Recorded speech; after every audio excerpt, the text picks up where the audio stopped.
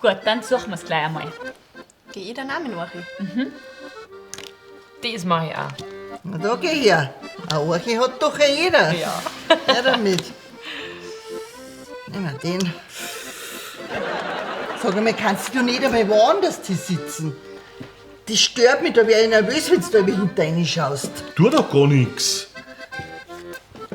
Bitte, ich verspür schon nicht dein ganzes Geld.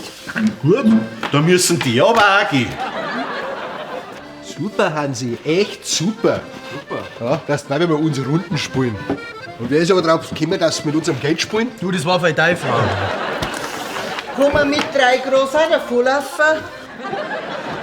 Easy, 4 Schnaps. Geht auf mich. Aber was ist machen? Grüß euch. Ja, grüß dich. Kommt ihr von der Beerdigung? Ja, Wer hat denn gestorben? der alte Breitwieser. Der alte Breitwieser. Und da geht's ihr auf Beerdigung.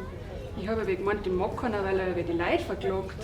Ja, wir haben bloß geschaut, ob er wirklich drin liegt, gell? Für wir. Zahlen bitte. So, was rechte Herrschaften? Ja, danke, sehr gut was. Darf es vielleicht noch was sein? Ein Kaffee oder ein Eis? Na, danke. Aber ich würde jetzt gern zahlen. Gange das auch mit Karten? Ja, freilich. Was für eine Karte haben Sie denn? Ein Max.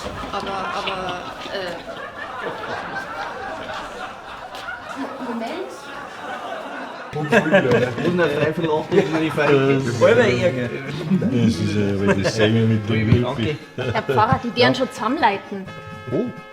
Jawohl, genau, meine Herren. Zusammenleiten ist eine gute Idee. Was die anderen können, das können wir schon lange.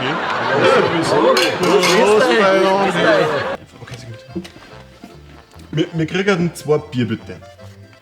Kriegt's nicht. Wieso jetzt nicht? Weiß noch keine 16 seid. Aber Nix, aber. Du gleich gesagt, dass das nicht hier hat. Das ist ja so ein Rimpfig.